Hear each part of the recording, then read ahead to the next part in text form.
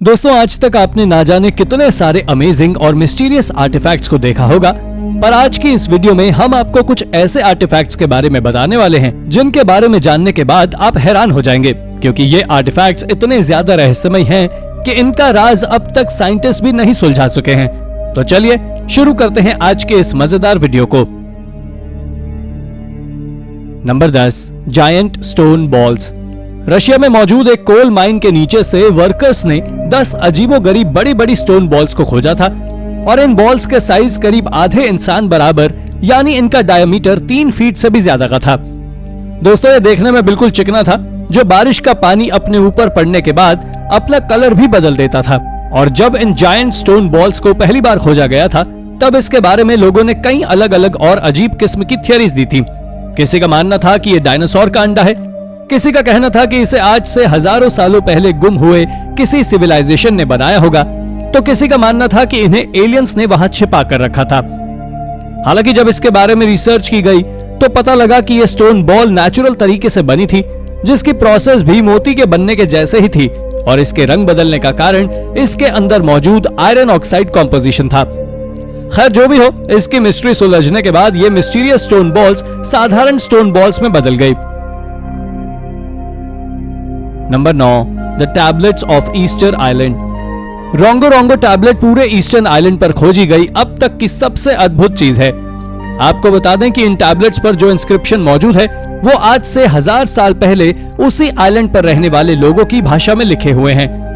दोस्तों, ये tablets clay के नहीं बल्कि लकड़ी के बने हुए हैं, जिसमें अजीब ग्लिफ्स कार्व हैं, और ग्लिफ्स का हमारे लिए कोई सेंस नहीं निकलता है, पर हो सकता है कि वो ग्लिफ्स ईस्टर्न आइलैंड से जुड़ी किसी महत्वपूर्ण स्टोरी को बताते हों, पर हम समझ ना रहे हों।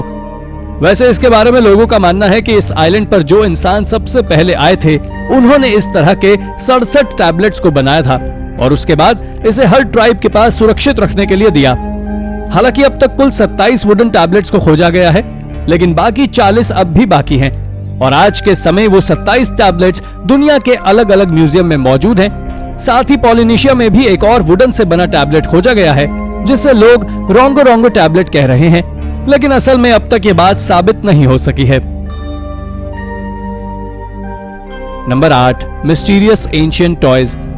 टेल जेम्स मॉडर्न इजराइल में मौजूद एक प्राचीन एसीरियन सेटलमेंट है, जहां आज से 3800 साल पहले लोग रहा करते थे, जिसका एक्सकेवेशन पिछले 2 दशकों से आर्कियोलॉजिस्ट गस वैन ब्रिक कर रहे हैं, और उनके इस एक्सकेवेशन के दौरान उन्हें बहुत से ऑब्जेक्ट ऐसे मिले हैं जिन्हें अब तक कोई नहीं समझ सका। दरअसल उन्होंने बाकी सभी एंशिएंट सेटलमेंट में खोजे गए ऑब्जेक्ट्स जैसे सेरामिक पॉट्स, स्कैरब एम्युलेट्स और एंशिएंट टॉयज को तो खोजा ही है, पर उन्होंने वहां से अब तक कुल 17 डिस्क को खोजा है, जिनमें से कुछ चौक से बनी हुई हैं तो कुछ स्टोन से, और उनके बीच में 2 होल्स भी मौजूद हैं। इस तरह के ऑब्जेक्ट्स को पहले भी जापान, इजिप्ट और अमेरिका जैसी जगहों में खोजा जा चुका है, जिनके बारे में कुछ पता नहीं है। हालांकि इस बारे में अगर गस वैन ब्रिक की माने तो उनका कहना है कि ये भी बच्चों के खेलने के ही प्राचीन खिलौने थे, जिसे घुमाने पर ये अजीब तरह के साउंड को प्रोड्यूस करते थे। Number 7, Yazd Atash Bahram and the internal flame. दोस्तों, याज्द अटाश बहराम पूरी दुनिया की सबसे रहस्यमय टेंपल्स में से एक है, और ये आज के समय ईरान के याज्द में मौजूद है, जहां एक जादुई फ्लास्क पिछले 1500 सालों से ऑलरेडी मौजूद है। आपको जान लेना चाहिए कि यह टेंपल ना ही क्रिश्चियन धर्म के लोगों का है, ना ही इसे इस्लाम धर्म के लोगों ने बनाया है, और ना ही इसका ज्यूइश के साथ कुछ लेना देना है, बल्कि ये ज़ोरोएस्ट्रियन फायर टेंपल है। ये ज़ोरोएस्ट्रियन के द्वारा बनाया गया इंडिया के बाहर इकलौता टेंपल है, पर अब जो मैं आपको बताने वाला हूं उसे जानने के बाद आप हैरान हो जाएंगे। दरअसल इस टेंपल में एक ब्रॉन्ज फ्लास्क में 470 एडी से लेकर अब तक आग जल रही है।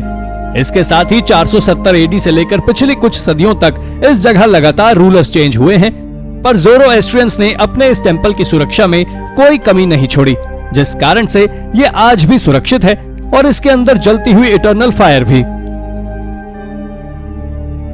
Number 6, the Tuscan artefacts. ये बात 1924 की है, जब चार्ल्स मैनियर नाम के एक आदमी ने 31 लेड ऑब्जेक्ट्स को खोजा था, जिसने बताया था कि उसने इन रॉक्स को एरिज़ोना में खोजा था। उन खोजे हुए लेड ऑब्जेक्ट्स के बारे में लोगों का ऐसा मानना था कि ये एंशिएंट मेडिटेरेनियन सिविलाइजेशन के रेलिक्स हैं, क्योंकि उन लेड ऑब्जेक्ट आर्टिफैक्ट्स में से कुछ क्रॉस साइन की तरह थे कुछ स्वॉर्ड की तरह दिख रहे थे और किसी किसी पर तो लैटिन इंस्क्रिप्शन और डायनासोर्स की कार्विंग्स भी थी। लेकिन जब उस जगह की जांच हुई तो पता लगा कि उस जगह कभी कोई सिविलाइजेशन रहता ही नहीं था। जिसके बाद हार्वर्ड यूनिवर्सिटी के जॉर्ज वैलियंट नाम के एक स्कॉलर ने बताया कि ये आर्टिफैक्ट्स नकली हैं, जिसे कुछ समय पहले ही बनाया गया है, मगर इसके बावजूद भी ये आर्टिफैक्ट्स आज म्यूजियम में रखे हुए हैं। Number 5, the Glozel artifacts. ये खोज 1924 में फ्रांस के ग्लोजल में की गई थी, जहां से एक कैवन को खोजा गया था जो पूरी तरह आर्टिफैक्ट से भरी हुई थी, और वो आर्टिफैक्ट्स 100 एडी और 400 एडी के समय के थे। वैसे साल 1924 आर्कियोलॉजिस्ट के लिए एक इंपॉर्टेंट ईयर था, क्योंकि उस साल टस्कन आर्टिफैक्ट्स और ग्लोजल आर्टिफैक्ट्स के साथ साथ कई और आर्कियोलॉजिकल डिस्कवरीज भी हुई थी। आपकी जानकारी के लिए मैं बता दूं कि इस कैवन को आर्कियोलॉजिस्ट ने नहीं बल्कि एक फार्मर ने खोजा था, जिसके अंदर 3000 से भी ज्यादा आर्टिफैक्ट्स मौजूद थे, जिसका एक्सकेवेशन पूरा होने में करीब 6 साल से भी ज्यादा का समय लगा था। दोस्तों, उन 3000 आर्टिफैक्ट्स में सेरामिक वेसल्स, ह्यूमन बोन्स और टाइल्स लगे हुए फ्लोर भी थे, और इन सभी को धीरे धीरे कर म्यूजियम तक ले जाया गया। Number 4, the cursed sapphire. दोस्तों, जेम ऑफ सॉरो को डेल्फी पर्पल सैफायर नाम से भी जाना जाता है। ये एक रहस्यमय आर्टिफैक्ट है, क्योंकि ऐसा कहा जाता है कि यह सैफायर भारी मिसफॉर्च्यून से भरा हुआ है। आपको बता दें कि इसके बारे में ऐसा कहा जाता है कि साल 1857 में इसे भारत के कानपुर से एक ब्रिटिश सोल्जर के द्वारा चुरा लिया गया था, और इसे चुराने के बाद वो इसे इंग्लैंड ले गया, जिसके बाद उसे भारी मुसीबतों का सामना करना पड़ा था। दरअसल सबसे पहले उसकी फाइनेंशियल कंडीशन गिर गई, और उसके बाद उसके पूरे परिवार को अजीबोगरीब बीमारी हो गई, यानी कि उसकी जिंदगी पूरी तरह तबाह हो गई। खैर, इसके बाद 1902 में वो उस स्टोन को अपने एक दोस्त को दे देता है, जिसके बाद उसके परिवार में सब कुछ ठीक होने लगता है। लेकिन इसे वो जिस फ्रेंड को देता है तो उसका नसीब जरूर बदल जाता है, और उसे भी कई मुसीबतों का सामना करना पड़ता है। दोस्तों, यही वजह है कि आज के समय लंदन के नेचुरल हिस्ट्री म्यूजियम के वॉल्ट कलेक्शन में इसे रखा गया है। Number 3, the Garuda bell. The Garuda bell को साल 1944 में एक यंग बॉय न्यूटन एंडरसन के द्वारा वेस्ट वर्जीनिया में खोजा गया था, जिसके बारे में ऐसा माना जाता है कि न्यूटन ने इस एक कोल के लंप में से खोजा था। आपको बता दें कि वो बेल करीब 7 इंच बड़ी थी, जिसे प्योर ब्रास से बनाया गया था। पर सबसे ज्यादा हैरानी की बात तो ये थी कि इसके ऊपर एक पक्षी बना हुआ था, जिसे गरुड़ के नाम से जाना जाता है, और ये पक्षी हिंदू धर्म में एक विशेष मान्यता भी रखता है। अगर देखा जाए तो आज के समय हर हिंदू के घर में इस तरह का गरुड़ बेल होता है, पर 1944 में खोजे गए उस बेल की सबसे ज्यादा रहस्यमयी बात यह थी कि एंशिएंट भारत का आर्टिफैक्ट आखिर वेस्ट वर्जीनिया में कैसे पहुंचा। आपको शायद इस बात पर यकीन ना हो कि इसे जिस कोल के लंप से खोजा गया था वो भी आज से 300 मिलियन साल से भी ज्यादा पुराना था, जो इस बात को दिखाता है कि आज से कई मिलियन साल पहले भी इस प्लैनेट पर इंटेलिजेंट ह्यूमन बीइंग्स रहा करते थे।